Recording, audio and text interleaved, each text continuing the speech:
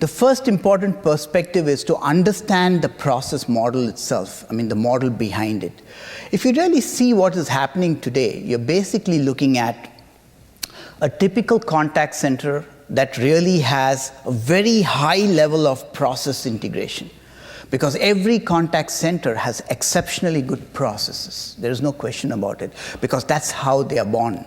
They're born with very rigid, good, repeatable, executable, optimized processes.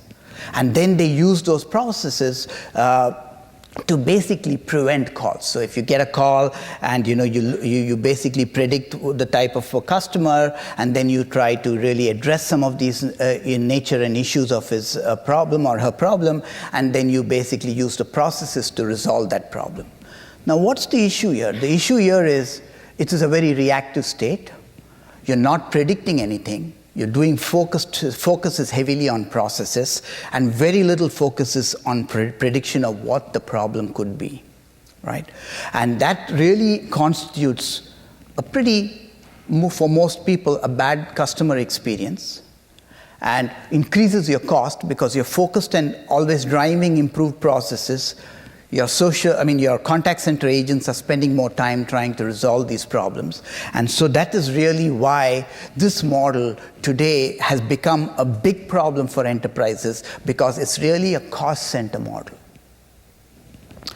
If you now move it and invert this whole pyramid, to basically a prevent process model from an inverted perspective, where you are able to use social channels, you're able to use the unstructured data available in the organizations, in the channels outside the organization, and use that to predict behaviors, okay? You can immediately be able to provide a much better prevention measures and then improve your processes.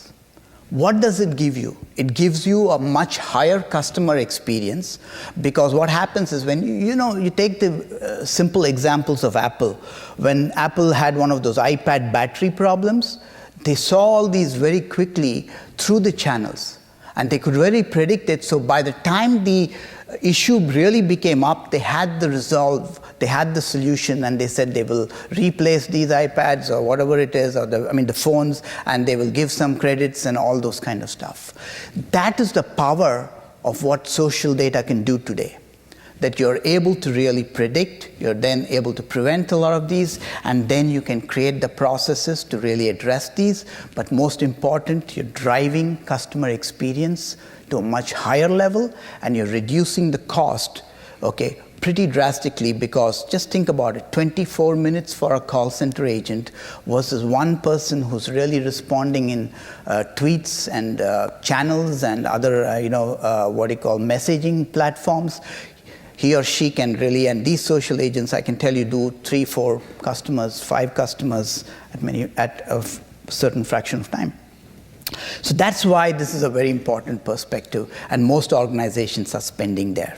So really the benefit is really cost reduction, and that cost reduction really comes from what we call the process optimization, the call mitigation, which is really the most important. In terms, we call it the demand mitigation.